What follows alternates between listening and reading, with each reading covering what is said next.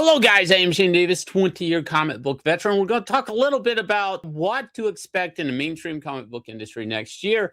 Now, a lot of this is going to be speculation, but as we've talked about before, Diamond hitting the gavel over here, officially ending the year and filing with Chapter 7, which is bankruptcy. They were earlier in the year, about a year ago exactly, they had filed for Chapter 11 bankruptcy, which is a way to rewrite the ship, to try to get it on course. Now it's Chapter 7, officially liquidation time. Now, that is not good for anybody dealing with Diamond. Basically, you're going to be owed money and you're not going to get your stock back. Plus, they're going to liquidate it at rock bottom prices, which they can afford to because they never actually invested in building the product to begin with. And this is going to affect everybody from anywhere from gaming, tabletop gaming, to Hasbro, Mattel, any company that let their toys or inventory into Diamond, all the way to small mom and pop publishers. And even Marvel and DC are still being affected by this. You will think they're not because they went and did a deal with Penguin Random House and all of that. But they did allow, Penguin Random House did allow Diamond to still carry and order Marvel and DC books by ordering through them in like a workaround. And a lot of shops still ordered. They still ordered through Diamond. They stuck with Diamond because they owed Diamond money. So I know a lot of people are going to say Marvel and DC are fine. They're not going to admit it, but they're not. Now, there's been a lot of speculation going on to what's actually going to happen next year. And the word on the street has been a lot of people saying that we're going to license books out. And I've said this. I said Marvel and DC are already putting out the fillers. Now, this is interesting if you're just trying to read the room in the comic book world, but Archie Comics is now striking up a deal with Oni Press. This will be a new era of American favorite teenagers. Basically, Archie is any type of characters they own, which surprisingly enough, they own some brands that have television or movie appearances. Archie, the TV show, Sabrina, the Teenage Witch. They have some superheroes that they will roll out into a book every now and then. I cannot remember their name for the life of me. I want to say The Shield, but I know that's wrong. But they do have some superheroes, believe it or not. But look, it doesn't really matter. The takeaway to this is Archie's kind of stepping out of comic book publishing and into the world of, I'm just going to license my characters out. Now, for people who don't understand, this is a weird thing to do in comics and really invest in. Dark Horse is a great example. They licensed Star Wars books for ages. And of course, they went after RoboCop, Terminator, Planet of the Apes, even paid a lot of money for licensed books. And one day it gets yanked out from up under them. They can't even reprint this stuff, right? So it's kind of a risky publishing plan when you're a publisher and you start doing this. If you're the guy that owns the license, that's great. That's great. You step back, whatever, you get paid. They make as many books as they want, and you get to approve of it. Now, recently, one of the more modern license deals has been like Skybound and Transformers and G.I. Joe, and that's working out great for everybody, right? Transformers is selling great. G.I. Joe fans are happy. Everybody's kind of getting what they want. And normally this looks like a good thing. But I'm curious how many people are going to be taking on DC Comics licensing. Now, with the Netflix merger happening and stuff like that, or that deal happening, let's face it, it's going to happen. Does Netflix care about publishing? If they don't, and this is a possibility, they're going to license it out, right? It could. Now, supposedly there's been some backroom talk that everybody in YouTube keeps mentioning that Skybound has talked about licensing DC Comics out. I am pumping the brakes on that just a little bit because I don't even know what that would look like, if it's even possible. Now, I'm still saying that's a coin toss because DC Comics lost quite a few editors to Skybound. So Skybound has already kind of gutted some of their prime editors from DC Comics. It's very possible a lot of those guys would handle, that property well. I do believe they would handle it well. But one of the things that I want to first talk about that plagues and why this is the worst thing for comics in general is if that starts to happen, is it's the worst outcome for comic book fans in a lot of ways. Now, people are going to say, but Shane, I've liked the Transformer stuff. I like the G.I. Joe stuff. That's fine. But you're never going to get the top comic artists working on it. You're never going to get quite top shelf stuff on licensed books. Just so you understand, the person buying the license, guess what? Buying being the key term, they're already in debt before they even start making the comic. So there's a fee being traded to somebody. In this case, it would be Warner Brothers. Somebody's paying for Batman, right? So they're already in debt for Batman. So they have less money for the creative teams. That's saying, like, you know, are you going to get Mark Silvestri? Are you going to get Jim Lee? Are you going to get things like that? Probably not, because that's out of their budget now. But you'll maybe get an okay Batman book. But where this is kind of like a doomsday scenario, and this is a what if, right? And my personal judgment here is like, what if, you know, this happens with DC Comics next year? You're going to see a smaller publishing line. I'm going to explain this. DC Comics publishes so many books that most people don't actually want, that they do it just to keep the characters out there. Sure, they may have a condition with whoever picks up the license that you have to publish Superman, Batman, Wonder Woman, Justice League, whatever. But when it gets down to, like, say, Blue Beetle, Plastic Man, Metamorpho, anything like Secret Six, any of these type of more B-level, C-level books, Adam Strange, these guys buying the license are not going to touch those characters. They're not going to sell those characters. There's not going to be that research and development book. I mean, hell, even like the Tom King Supergirl run that it seems like influenced the movie. That's not going to happen, right? That type of book's not going to happen because a guy that's doing licensed comics doesn't really care about losing money to develop Warner Brothers a pitch for a Supergirl movie. That scenario doesn't exist. They're dealing with different margins and they're trying to make ends meet. They're already paying you for the luxury of publishing a Supergirl book. They don't really care if they gave you a movie pitch exactly. It just actually is probably in their interest not to, because they're being taken advantage of, right? But ideally, if you're the guy that owns these characters, that's a perfect scenario. And I'm a little concerned with the Netflix stuff, how they will view this. Now, the negative on this also is you as the fans, you're not going to get your Adam Strange miniseries. You're not going to get like these characters that roll out every once in a while, like OMAC, and you're going to get an OMAC 4-issue miniseries, or you're going to get like a Martian Manhunter miniseries or something like that. You're not going to get that.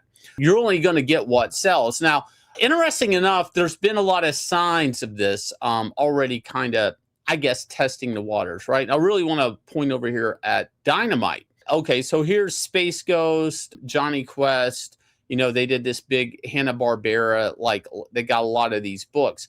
Even up here at the top, Silverhawks and Thundercats team up. So this is Dynamite, who historically licensed a lot of books, whether it's Vampirella, they get the license, I don't know, the Phantom, even some wrestling license, Ugly Cat. You know, if they can make money off a book, they'll do it. But see, that's the key. If it's trending enough and they can make money off the book. Now, all these books here, Space Ghost, Johnny Quest, Thundercats, Silverhawks, all of this is owned by Warner Brothers. Thundercats was a big selling book for Dynamite. I want to say it was bragging about hitting 200,000 copies and stuff like that. That could have easily been DC Comics making that book and DC Comics money. So why did it go to Dynamite? And my gut instinct is people at DC Comics, I'm talking like high up people, already know we need to test the waters with other people handling our properties and licensing this stuff out. And there's also been evidence of this with IDW publishing some Marvel books. IDW has published some Marvel kid adventure books. So why didn't Marvel do this? I worked on some Marvel Age comics at Marvel early on in my career, and those were all ages kids books, but they were handled by the same people that were editing Maxi series and stuff like that, or Ultimate books at Marvel at the time. Same editor, same office. Why is this stuff being handed out to other divisions in comics? And I remember talking to a guy that worked at IDW who I used to be a Marvel editor. You guys can figure it out. And he came up to me shocked that CB Cebulski was wanting them to do this. He didn't even understand it. He laughed about it. Like, and this is after they got the deal. And the reality is this is a type of a probing measure, right? The guys at Marvel, the guys at DC Comics Publishing, you know, they're sending out a probe to test it, see what it looks like what the returns are, like how did the fees work out, what did they actually make. And, you know, in the end of the day, it's all gravy to Marvel and DC, even if they feel like they could have gotten more or less. They never spent any money on talent. They never spent any money on editors. They never, in internal services, any of that stuff. They just took a check from IDW. That's it. So they're over here looking like, well, what did they actually sell? Was it worth it? Did they actually lose money? What if IDW actually lost money on this Marvel book? Oh, well, we still made money. Think about that. Can they actually command that they do certain books like Guardians of the Galaxy and stuff like that? Did they get a lot of pushback when Marvel's like, we want you to do a Black Panther book? Did IDW said, no, we can't make money off that? How interested was the guy paying for the license to do, like, I don't know, a group book versus a Nova book? You know, is it possible? And it becomes a portfolio to go up to some high executive guy that's probably even outside of Marvel Publishing. My fear is this stuff's been going on for a long time and going on for certain reasons. And like I said, I think they're probes.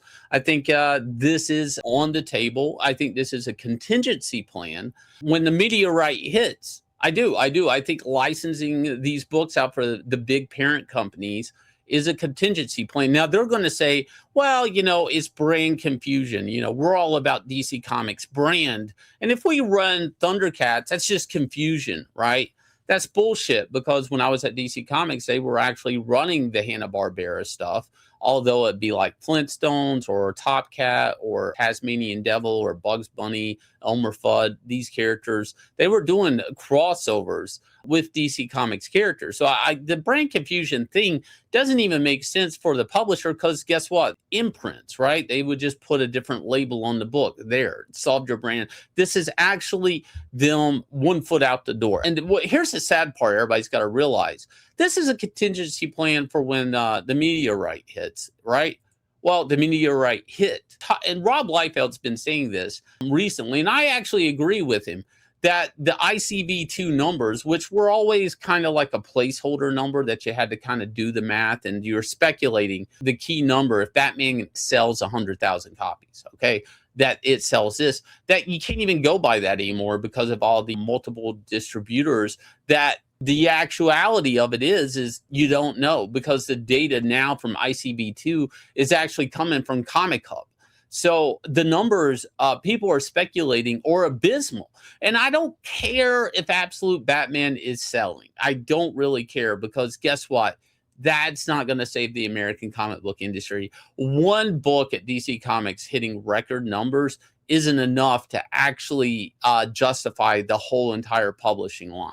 DC Comics, at some of its healthiest, had the 52 weekly series that held 4 top spots in the top 10 every month, right? And that's not even including the normal titles. That was just 4 comics on a weekly book that held that. DC Comics is far from those days. Right now, what's on the table to anybody buying DC Comics is, what do you want to do with monthly publishing? Oh, by the way, the biggest distributor of comics for the longest time filed Chapter 7 bankruptcy. Look, monthly comic publishing to any corporation buying DC Comics right now looks radioactive. That's the problem. The comic industry has not reformatted, right? Maybe monthly publishing just doesn't work. Maybe the monthly floppies doesn't work. When it did work, okay, going back, and I don't mean going way back. I'm talking about Civil War, Ultimates, Absolute, Batman, things like that, Hush, these things. You had top tier talent driving people to the shops. These guys, you guys are barely breaking bank to get them on a variant cover. This is not those days. Getting people to actually turn up and go to a comic shop to buy a bag full of comics. You guys aren't bringing people to the stores anymore. And Jim Lee on Hush isn't enough. You need like 4 or 5 of these books to justify going to a comic book shop. And I'll be honest, they're just not doing it. And trade waiting is a real thing. But here's the thing about trade waiting is you have to get to the trade. You have got to sell enough singles to get to the trade. And I don't know. Look, I was part of the original graphic novel initiative with Superman Earth 1. That was such a success, and it kicked off like a whole line of Earth 1 books. But here's the hard reality. A lot of people in comics that work in comics, they have poor impulse control, and they do not have the foresight to make a book like that today. They don't. There's marketing that has to be involved. You have to be able to construct or build that type of story with that type of integrity and that type of artistic integrity. And I'm just not sure the American comic book industry today knows how to do it. But we do know how to do it over here at 9 Lives Comics. If you guys are new to our this channel, please hit like, subscribe, ring the bell for notification, but also please go over here and these are crowdfunded books. You know, you could go over here, support us by picking up any of these books, and they ship out next day. And we do get on our mailing list because we do new campaigns. We have new books coming out in 2026 because we are fine over here, and we will catch you guys again with another video.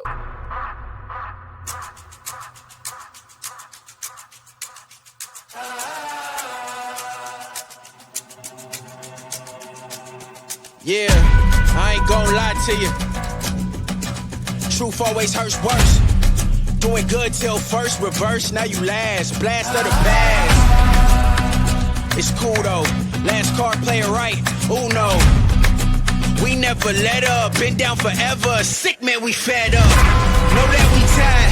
Wake up the beast that's been sleeping inside. It's time to ride. We ready to slide. Hard headed, I will not listen.